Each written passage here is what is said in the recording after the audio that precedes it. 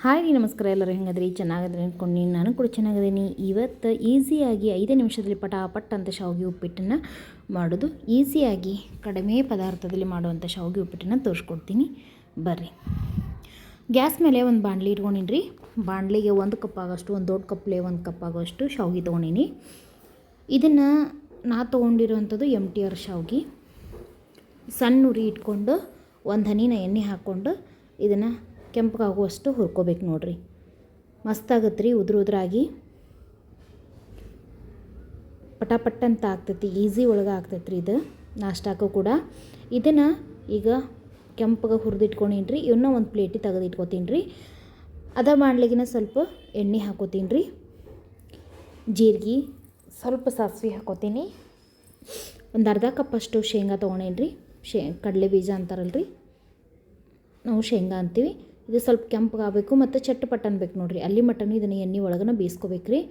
ಆನಂತರ 3ರಿಂದ 4 ಹಸಿಮೆಣ್ಸಿನ್ಕಾಯಿ, 1 ಕಪ್ ಆಗೋಷ್ಟು ಉಳ್ಳಾಗಡ್ಡಿ, ಒಂದು ಅರ್ಧ ಕಪ್ ಆಗೋಷ್ಟು ಟಮಾಟಿ ಹಾಕೊಂಡಿನಿ ರೀ. ಇದನ್ನು ಸಣ್ಣ ಉರಿ ಒಳಗೆ ಸ್ವಲ್ಪ ಬೇಯಿಸ್ಕೋಬೇಕಾಗತ್ತೆ ರೀ. ಒಂದು ಅರ್ಧ ಚಿಟಿಕೆ ಆಗೋಷ್ಟು ಅರಿಶಿಣ ಪುಡಿ, ರುಚಿಗೆ ತಕ್ಕಷ್ಟು ಉಪ್ಪು ಹಾಕೊಂಡಿನಿ ರೀ. ನಾನು ಹಳ್ಳುಪ್ಪು ಯೂಸ್ ಮಾಡೀನಿ, ನಿಮ್ಗೆ ಯಾವ್ದು ಬೇಕೋ ನೀವು ಅದನ್ನ ಯೂಸ್ ಮಾಡ್ಬೋದು. ಒಂದು ಸ್ವಲ್ಪ ಸಕ್ಕರೆ ಹಾಕ್ಕೊಂಡ್ರೆ ಟೇಸ್ಟ್ ಆಗುತ್ತೆ ರೀ, ಹಾಗಾಗಿ ಸಕ್ಕರೆ ಯೂಸ್ ಮಾಡೀನಿ. ಇದ್ರ ಮೇಲೆ ತಳಗ ಒಂದು 2 ನಿಮಿಷ ಬೇಯಿಸ್ಕೋಬೇಕಾಗತ್ತೆ ರೀ.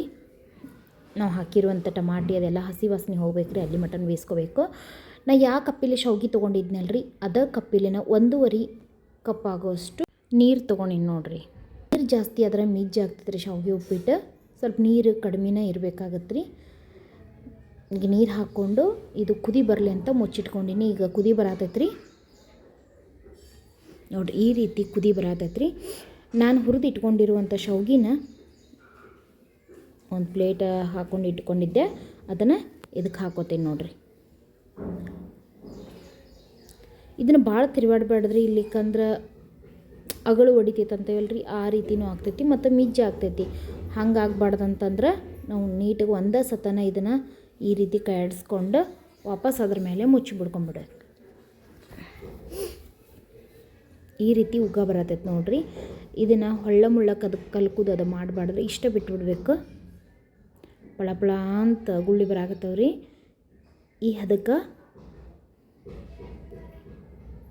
50% ಬೆಂದೈತ್ರಿ ಈಗಿದು. ಇದಕ್ಕೇನು ಮಾಡೋದು, ವಾಪಸ್ ನಾವು ತಿರುವು ಹಾಕೋದು ಅದನ್ನು ಏನೂ ಮಾಡಬಾರ್ದ್ರಿ. ಈ ಹದಕ್ಕೆ ನೀಟಾಗಿ ಬಂದೈತೆ ನೋಡಿರಿ, ಇಷ್ಟು ಚಂದ ಉದ್ರ ಆಗೈತ್ರಿ. ಇದು ಇನ್ನೂ ಒಂದು ಸ್ವಲ್ಪ ಅಳ್ಳಬೇಕ್ರಿ. ಅವಾಗನೇ ನಾವೇನು ಮಾಡಬೇಕು, ಇದನ್ನು ಗ್ಯಾಸನ್ನು ಹಚ್ಚಬಾರ್ದ್ರಿ. ಗ್ಯಾಸ್ ಬಂದ್ ಮಾಡಿ,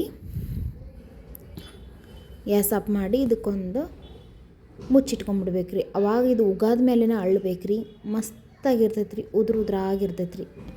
ಇದು ಅಳ್ಳೈತ್ರಿ, ರೆಡಿ ಆಗೈತಿ ನೋಡಿರಿ. ಈ ರೀತಿ ಒಳಗೆ ಇದಕ್ಕೆ ಮೇಲೆ ಸ್ವಲ್ಪ ಕೊತ್ತಂಬರಿ ಸೊಪ್ಪು ಹಾಕೋತೇನೆ ರೀ.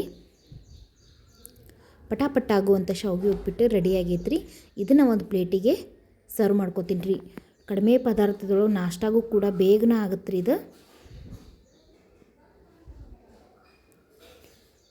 ನೋಡಿರಿ. ಎಷ್ಟು ಚಂದ ಉದ್ರಾಗೈತಿ. ಇದನ್ನು ಒಂದು ಪ್ಲೇಟಿಗೆ ಸರ್ವ್ ಮಾಡ್ಕೋತೀನಿ. ಎಲ್ಲರೂ ತುಂಬ ಇಷ್ಟಪಟ್ಟು ತಿಂತಾರೆ ರೀ, ಮತ್ತು ಬೇಗನೆ ಆಗ್ತೈತೆ ರೀ ಇದು. ಮನೆಯೊಳಗೆ ಶಾವಿಗೆ ಅಂತೂ ಇದ್ದೇ ಇರ್ತಾವೆ. ಅವಾಗ ಏನು ಮಾಡಬೇಕು, ಉಪ್ಪಿಟ್ಟು ಅವಲಿಗೆ ಅಷ್ಟು ತಿಂದು ಬೇಸರದಾಗ ಈ ರೀತಿ ಮಾಡ್ಕೋಬೋದು. ಇವತ್ತಿನ ಶಾವಿಗೆ ಉಪ್ಪಿಟ್ಟು ರೆಸಿಪಿ ನಿಮ್ಮೆಲ್ಲರಿಗೆ ತುಂಬ ಇಷ್ಟ ಆಗೈತೆ ಅಂತ ಅಂದ್ಕೊಂಡಿದ್ದೀನಿ ರೀ. ನಮ್ಮ ಚಾನಲ್ ಲೈಕ್ ಮಾಡಿರಿ, ಶೇರ್ ಮಾಡಿರಿ, ಸಬ್ಸ್ಕ್ರೈಬ್ ಮಾಡಿರಿ ಅಂತ ಹೇಳ್ತಾ ಮತ್ತೆ ಹೊಸ ರೆಸಿಪಿ ಮೂಲಕ ಸಿಗ್ತೀನಿ ರೀ. ನಮಸ್ಕಾರ ರೀ.